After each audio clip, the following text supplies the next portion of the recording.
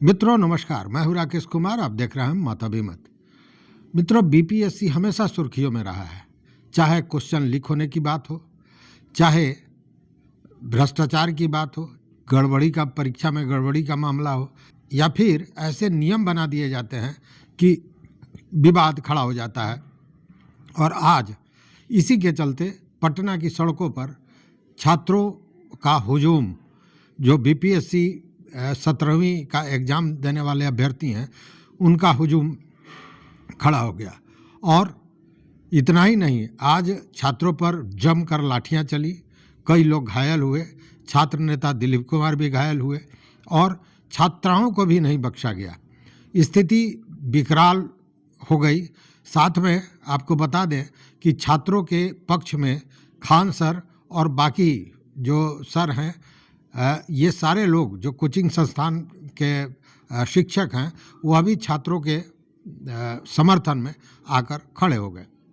मामला क्या था? मामला ये है कि देखिए, सबसे पहले बता दें कि बीपीएससी का जो ये 17वीं बीपीएससी का एग्ज़ाम होने जा रहा है 13 दिसंबर को, और इसके लिए 925 सेंटर बनाए गए हैं और परीक्षार्थियों की संख्या, जो अभ्यर्थी हैं जिन्होंने आवेदन दिया है, उनकी संख्या है 4,80,000 के लगभग। अब संख्या बड़ी है, स्वाभाविक है। तो इस बार यह सामने बात आ गई कि 17वीं में नॉर्मलाइजेशन की पद्धति अपनाई जाएगी और इसी को लेकर छात्र आक्रोशित हो गए। छात्रों की मांग ये कि नॉर्मलाइजेशन का मामला नहीं होना चाहिए, नॉर्मलाइजेशन की प्रक्रिया नहीं होनी चाहिए, साथ में एक परीक्षा और एक पाली लिया जाए।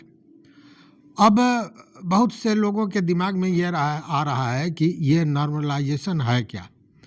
तो देखिए, होता क्या है कि जब एक ही परीक्षा कई पालियों में होता है तो क्वेश्चन, प्रश्न पत्र जो होते हैं सो अलग अलग होते हैं। अब उसमें ये कहा जाता है कि कोई प्रश्न पत्र, किसी पाली का प्रश्न पत्र आसान था, सामान्य था, और किसी पाली का प्रश्न पत्र भारी था।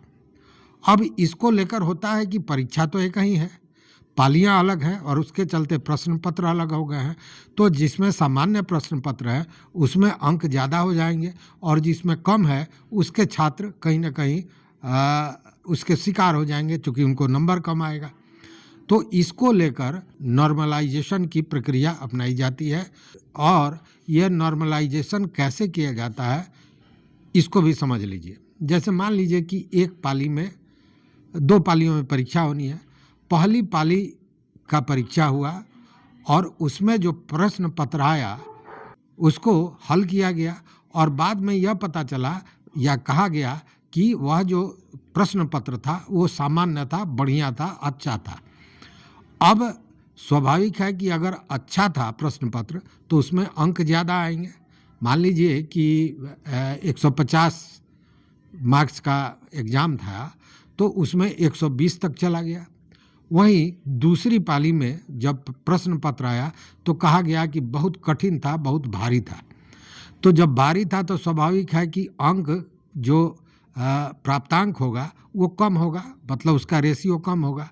तो पहले में हल्का था तो 120 आया, तो और इसमें भारी था तो 110 आ सकता है, 100 आ सकता है।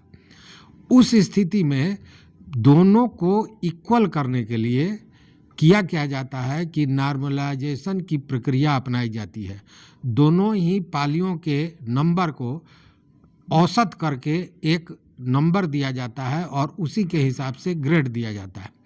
तो मान लीजिए कि एक में 120 हुआ, एक में 100 आ गया, तो उस स्थिति में क्या करेगा लोग कि दोनों को उसका औसत निकाल कर और 110 मार्क्स को क्लियर कर दिया जाएगा। लेकिन इसमें होता क्या है? होता यह है कि इसमें जो कई मेधावी छात्र इस नॉर्मलाइजेशन के चक्कर में उनका भविष्य खराब होता है, जैसा छात्रों का मानना है, और ऐसा होता भी होगा, इसमें भी कहीं शक शुबा नहीं है। तो इसी को लेकर, इसी मांग को लेकर कि सबसे पहले तो एक पाली और एक परीक्षा लीजिए आप, पहली बात। दूसरी बात कि नॉर्मलाइजेशन को नहीं लागू कीजिए, वो नहीं होना चाहिए, क्योंकि इससे घाटा होता है छात्रों का ये मानना है। और इसी मांग को लेकर छात्र उतरे थे। अब वहाँ क्या हुआ यह भी समझिए। वहाँ यह हुआ कि छात्र, स्वाभाविक है कि छात्रों की संख्या बढ़ती गई। गर्दनी बाग में एरिया वो सेंसिटिव है, इसमें कोई शक नहीं है। सारे कार्यालय और तमाम चीज़ें वहाँ हैं। अब वहाँ पे छात्र चाह रहे थे कि वो अध्यक्ष से मिलें। उसमें अब देखिए, जैसे दिलीप कुमार जो छात्र नेता कहे जाते हैं, उनकी कस के पिटाई हो गई, जबकि बताया जाता है कि वो एम्स में उनका इलाज हो रहा है। अब उस स्थिति में उनकी पिटाई कर दी, और पिटाई भी किस अवस्था में कि कुछ पुलिस वालों ने कहा कि आप लोग चलिए चेयरमैन से बात कीजिए। तो इन्होंने कहा कि मेरे साथ 5-6 लड़के हैं, वही चलेंगे और बात करेंगे। ये लोग जब जाने लगे तो आगे जाके पुलिस ने इन पर धावा बोल दिया और कस के पिटाई कर दी। इसमें इन लोगों का कहना है कि वही पुलिसकर्मी हैं जो बार बार उनकी पिटाई, इसके पूर्व में भी उनकी पिटाई उन्हीं पुलिसकर्मियों ने की थी। देखिए वो क्या कहते हैं। चेहरा पे मारा है, माथा पे मारा है, गला दबाया है। दिलीप भैया, आप कुछ कहना चाहते हैं? कुछ कहना चाहेंगे? देखिए, हम इतना ही कहेंगे, इससे अच्छा नीतीश कुमार दिलीप कुमार को गोली मरवा दे, सारा मामला सॉल्व हो जाएगा इनका।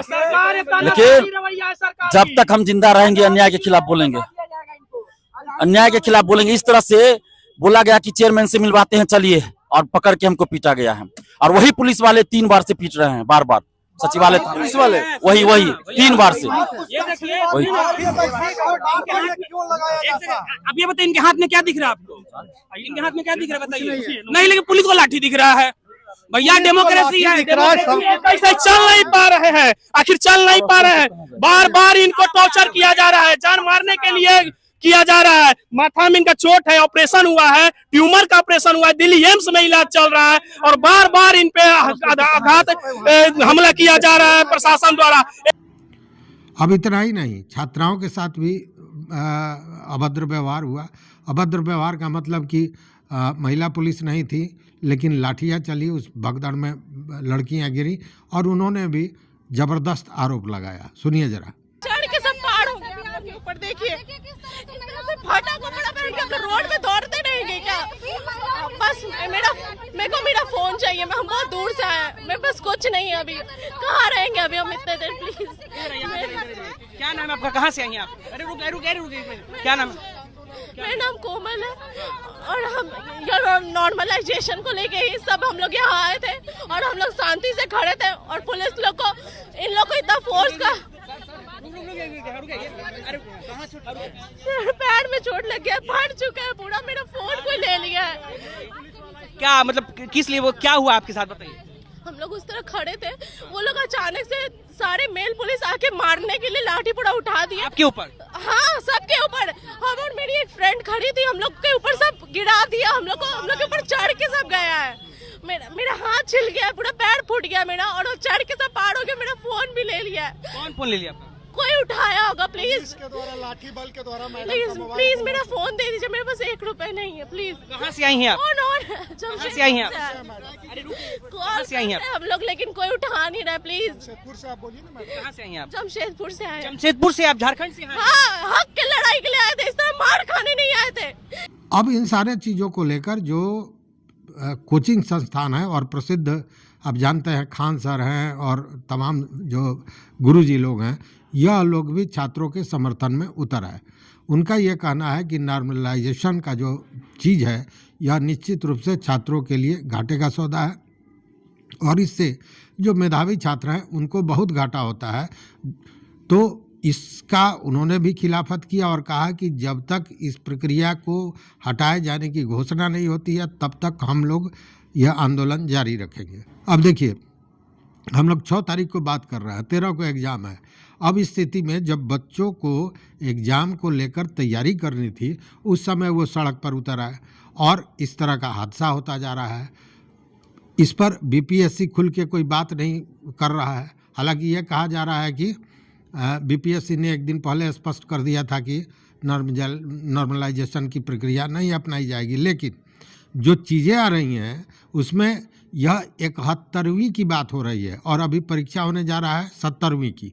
तो 70वीं को लेकर बीपीएससी को भी चाहिए कि कोई स्पष्ट, एकदम अपना एक स्पष्ट बात करे कि क्या नॉर्मलाइजेशन को रद्द किया गया है, अब नहीं लागू होगा। तो इस बात का खुलासा होना चाहिए, क्योंकि छात्र सड़क पर हैं, एग्ज़ाम 13 तारीख को है और सारे छात्रों का भविष्य कहीं ना कहीं लटका हुआ है। देखिए खान सर ने क्या कहा इस मौके पर। हम लोगों को गुमराह कर रही है बीपीएससी।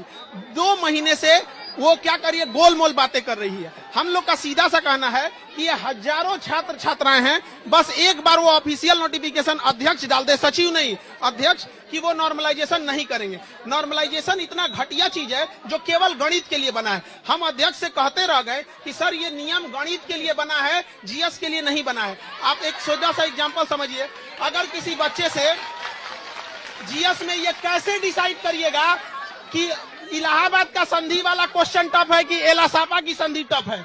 आप बताइए, है कोई बता सके? तो हमारी बस यही मांग है शांतिपूर्ण ढंग से, जब तक नॉर्मलाइजेशन नहीं होगा हम यहाँ से नहीं जाने वाले हैं। सर हम यहाँ अनिश्चितकालीन धरना पर बैठ गए हैं। अब चाहे कुछ भी, अब लाठी चलाएं तब, चाहे प्रशासन के हाथ में है। हमारा गया मुंह ओखली में चाहे जितना मुसर मार दे, लाठी खाने को तैयार, लाठी खाने के लिए तैयार है। गोली चले मतलब नहीं है।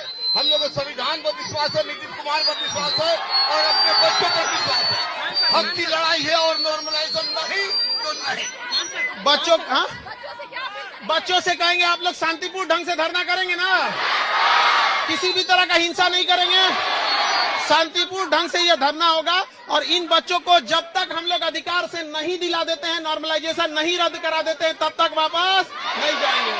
वादा करते हैं शांतिपूर्ण ढंग से करेंगे। खान सर 13 तारीख को परीक्षा है, 13 तारीख को परीक्षा है, क्या इनके परीक्षा पर जितने लोग आए आप सब लोग इसे कर रहे हैं, धरना स्थल आइए, गर्दनी बाग धरना स्थल पे सारे लोग बच्चे पहुंचे, सारे बीपीएससी के बच्चे धरना स्थल आ जाए यहाँ पर। तो देखिए यही स्थिति है पटना में। आज बीपीएससी के अभ्यर्थियों ने 17वीं बीपीएससी एग्ज़ाम के जो अभ्यर्थी हैं वो लोग सड़क पर उतरे थे। दिन भर भाग दौड़ की स्थिति रही, पुलिस ने लाठीचार्ज भी किया, कई लोग घायल हुए और लड़कियों छात्राओं के साथ भी मारपीट की गई है जो आरोप हैं। साथ में खान सर जैसे कोचिंग संस्थान के लोग भी उतरे हुए हैं। अब इसको लेकर राजनीति भी शुरू हो गई। सबसे देखिए, राजनीति अगर नहीं हो तो इन सारे चीज़ों पर बहुत आसानी से बंदिश अंकुश लगाया जा सकता है, लेकिन शुरू क्या हो जाता है तो राजनीति शुरू हो जाता है। जो आरएलएम के नेता हैं राहुल कुमार, उन्होंने दूसरी कहानी बना दी। उन्होंने कहा कि स्वयंभू छात्र नेता कुछ हैं और कुछ कोचिंग संस्थान के जो संचालक हैं उन लोगों ने छात्रों को गलत रूप से समझा बुझाकर या भड़काकर यह सारा कुछ कराया है। वो छात्र के हितैषी नहीं हैं, वो छात्रों के दुश्मन हैं और ये सब उन्हीं लोगों का करा धरा है।